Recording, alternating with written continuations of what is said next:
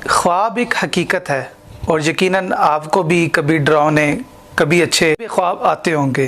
خواب کیا ہے، قرآن حدیث اس کے بارے میں ہمیں کیا کہتے ہیں، خواب کس سے پوچھنا چاہیے، کن اوقات میں بتانا چاہیے، خواب کی تعبیر کا علم کیسے حاصل ہوتا ہے، آج کی اس ویڈیو میں انشاءاللہ اس کا ذکر کریں گے۔ نیند کی حالت میں دیکھے جانے والے مناظر کو خواب کہا جاتا ہے۔ یہ خواب کبھی ہمارے خیالات کا ہی ذخیرہ ہوتا ہے اور کبھی یہ اللہ تبارک و تعالیٰ کی طرف سے کچھ نشانیوں کے طور پر ہوتا ہے اور کبھی خواب شیطان کی طرف سے بھی ہوتا ہے۔ خواب کے پھر آگے 3 درجات بنتے ہیں۔ سب سے پہلے نبیوں کا خواب، پھر نیک اور صالح یعنی ولیوں کے خواب، پھر تیسرے نمبر پر مستورین یعنی عام لوگوں کے خواب۔ پھر آگے مستورین کے خواب کی بھی 3 اقسام بنتی ہیں، جیسے کہ عام مومن ہیں جو نہ زیادہ گناہ گار ہیں نہ زیادہ نیکوکار ہیں، ان کے خواب، پھر فساق کے خواب، پھر کفار کے خواب۔ ان کے خوابوں کی کیٹیگریز بھی الگ الگ ہیں۔ نبیوں کے خواب ہمیشہ سچے ہوتے ہیں اور نبیوں کے خواب میں شیطان ان کو نہیں بہکا سکتا۔ نبیوں کے خوابوں کو دلیل اور حجت بھی بنایا جا سکتا ہے۔ اسی طرح نیک اور صالح لوگوں کے خواب اکثر سچے ہوتے ہیں، بعض اوقات ان کے خواب غلط بھی ثابت ہو سکتے ہیں۔ نبیوں اور ولیوں کے خوابوں میں فرق یہ ہوگا، کسی بھی ولی کے خواب کو ہم دلیل نہیں بنا سکتے۔ تیسرے نمبر پر جو عام لوگ ہیں، جو مسلمان ہیں، نہ زیادہ گناہ گار ہیں اور نہ زیادہ نیکوکار ہیں، ان لوگوں کے خواب بعض اوقات برے ہوتے ہیں، جھوٹے ہوتے ہیں اور کبھی کبھار ان کو سچے خواب بھی آتے ہیں۔ پھر فساق کے خواب، جو بہت بڑے بڑے گناہ گار ہوتے ہیں، جنہوں نے کبھی نیکیاں نہیں کی ہوتی، ان کے خواب اکثر پریشان کن، اکثر برے خواب، اور ان کو سچے خواب بہت کم آتے ہیں اور بعض اوقات سچا خواب ان کی رہنمائی کا بھی سبب بن جاتا ہے۔ جس طرح کہ حضرت سیدنا فضیل بن عیاض رحمۃ اللہ تعالی علیہ کے حوالے سے ملتا ہے کہ آپ نے ایک خواب دیکھا اور اس کے بعد آپ نے سچی توبہ کی اور توبہ کرنے کے بعد آپ کو ایسا مقام ملا کہ جس نے آپ کو ولایت کے بلند درجے پر فائز کر دیا۔ آخر میں کفار کے خواب اکثر شیطانی اور جھوٹے ہوتے ہیں۔ ناظرین کرام، خواب ایک ایسی حقیقت ہے کہ جس کا تذکرہ قرآن مجید فرقان حمید میں بہت سے مقامات پر ملتا ہے، جیسا کہ سورہ یوسف کے اندر حضرت سیدنا یوسف علیہ السلام کا خواب، کہ انہوں نے خواب میں دیکھا کہ مجھے 11 ستارے، چاند اور سورج سجدہ کر رہا ہے۔ انہوں نے اپنے والد صاحب سے خواب کا تذکرہ کیا اور آپ کے والد صاحب نے آپ کو کہا کہ یہ خواب تم نے کسی کو بتانا نہیں۔ اسی طرح ہمارے نبی پاک صلی اللہ تعالی علیہ وسلم نے بھی ایک خواب دیکھا تھا، جس کی تصدیق قرآن مجید نے اس انداز میں کی، لقد صدق اللہ رسولہ الرؤیا بالحق۔ اللہ تعالیٰ نے اپنے رسول کا خواب حق کے ساتھ سچ کر دکھایا۔ احادیث مبارکہ میں بھی خواب کا ذکر ملتا ہے۔ نبی پاک صلی اللہ تعالی علیہ وسلم ارشاد فرماتے ہیں، خواب نبوت کا 46واں حصہ ہے۔ حضور نبی کریم صلی اللہ تعالی علیہ وسلم ارشاد فرماتے ہیں، مومن کا خواب وحی کے جیسا ہے جو اس کو شر اور خیر پر مطلع کرنے کے لیے آتا ہے۔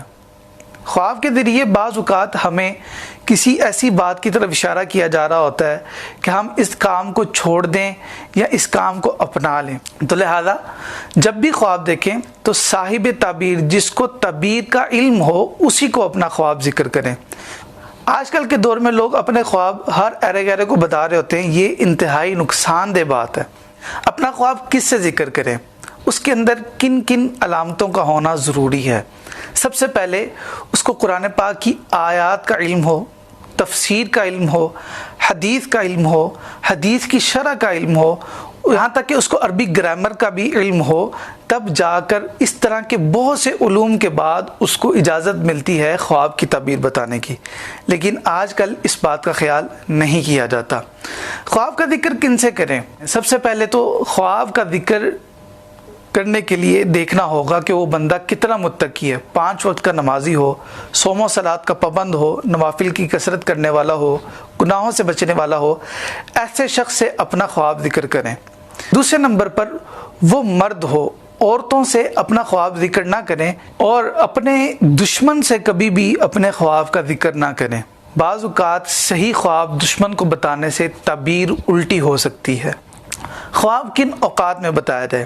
خواب کوشش کریں کہ صبح پہلے وقت کے اندر خواب کا ذکر کیا جائے، لیکن یہ پہلی مرتبہ بیان کرنے کا ہے کہ ایک رات کو آپ نے خواب دیکھا اور پہلی مرتبہ آپ کسی کو بیان کرنے کے لیے جا رہے ہیں، تو سب سے پہلے اس بات کا خیال رکھیں شام کا یا سورج ڈھلنے کا ٹائم نہ ہو، بلکہ صبح کے اوقات میں اپنے خواب کا ذکر کریں۔ ناظرین کرام، بعض اوقات خواب پر اوقات کا، جنس کا اور مختلف طبی حاجات کا بھی اثر پڑتا ہے، جیسا کہ کسی کا پیٹ خراب ہو یا پیٹ میں اس کو شدید درد ہو اور اسی عالم میں سوئے تو اکثر اس کو ڈراؤنے خواب آئیں گے، اور یہ اس کی طبیعت کی وجہ سے ہے، اصلاً یہ خواب نہیں ہوتا۔ اسی طرح عورت اگر کوئی خواب دیکھتی ہے اور وہی خواب ایک مرد بھی دیکھتا ہے تو بعض اوقات ان کی تعبیر الگ ہو جاتی ہے۔ اسی طرح صبح کے اوقات میں دیکھے جانے والے خواب اکثر سچے ہوتے ہیں اور ان کی تعبیر بھی مختلف ہوتی ہے۔ دوپہر کو جو لوگ قیلولہ کرتے ہیں یا دوپہر کو جو آرام کرتے ہیں ان کو بھی بعض اوقات خواب آتے ہیں، اکثر ان کے خواب غلط ہوتے ہیں، جھوٹے ہوتے ہیں۔ اسی طرح اگر رات کے پہلے پہر میں خواب آ جائیں تو ان کی تعبیر بھی الگ ہوتی ہے۔ ناظرین کرام، جب بھی کسی سے اپنا خواب ذکر کریں، جو تعبیر جانتا ہے اسی سے ذکر کریں۔ کبھی بھی ایسا خواب نہ بیان کیا جائے جو آپ نے نہیں دیکھا۔ ایک تو ہے خواب دیکھا اور اس کو تبدیل کر کے بیان کرنا، یہ بھی غلط ہے، کیونکہ بعض اوقات اس سے بھی تعبیر چینج ہو جاتی ہے۔ مثال کے طور پر کسی نے خواب میں سانپ دیکھا، سانپ تھا کالا، لیکن اس نے تعبیر بتانے والے کو یہ بتایا کہ میں نے سفید سانپ دیکھا۔ سفید سانپ کی تعبیر الگ ہوتی ہے، کالے سانپ کی تعبیر الگ ہوتی ہے، لہذا تعبیر پوچھنے کے لیے وہی خواب بیان کریں جو آپ کو یاد ہے اور جیسا آپ نے دیکھا ہے اسی کا ذکر کریں، شاید چون چنا کرنے کی اس کے اندر حاجت نہیں۔ اسی طرح غلط خواب بیان کرنا یہ بہت بڑا ایک تو گناہ بھی ہے اور اس کا بعض اوقات بہت بڑا نقصان ہو جاتا ہے۔ تعبیر کی دنیا کے بہت بڑے امام ابن سیرین رحمۃ اللہ تعالی علیہ کے پاس ایک شخص آیا اور آ کر کہنے لگا کہ حضرت، میں نے خواب میں دیکھا ہے کہ میرے ہاتھ میں ایک مٹی کا پیالہ ہے، میرے ہاتھ سے وہ ٹوٹ جاتا ہے اور زمین پر گر جاتا ہے، لیکن میں کیا دیکھتا ہوں کہ پانی ویسے کا ویسا ہے۔ امام ابن سیرین نے کہا کہ تم نے یہ خواب نہیں دیکھا، تم جھوٹ بول رہے ہو۔ اس نے کہا حضرت، آپ کو تعبیر نہیں آتی تو نہ بتائیں، لیکن میں نے خواب دیکھا ہے، حالانکہ وہ شخص جھوٹ بول رہا تھا۔ امام ابن سیرین نے کہا کہ دیکھو، اگر واقعی تم نے یہ خواب دیکھا ہے تو اللہ تبارک و تعالیٰ کی پناہ مانگو کہ تمہارے گھر ایک بچہ پیدا ہوگا، جب اس بچے کی ولادت ہوگی تمہاری زوجہ کا انتقال ہو جائے گا۔ اب وہ شخص باہر گیا اور باہر اپنے دوستوں سے ہنسی مذاق میں کہنے لگا میں نے تو خواب دیکھا ہی نہیں تھا اور امام صاحب نے مجھے تعبیر بتا دی ہے۔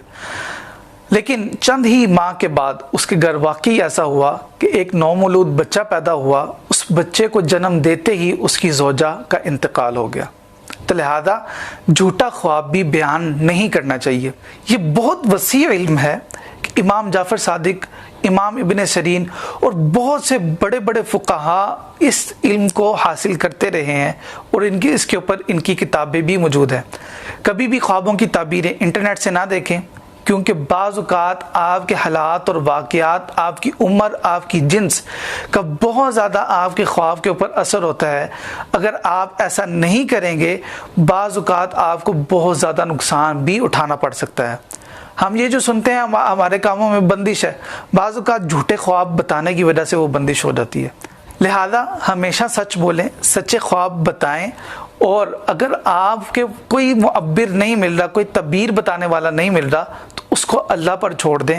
کبھی بھی کسی غیر عالم سے اپنے خواب کی تعبیر مت پوچھیں، یہ بہت زیادہ نقصان دہ ہے۔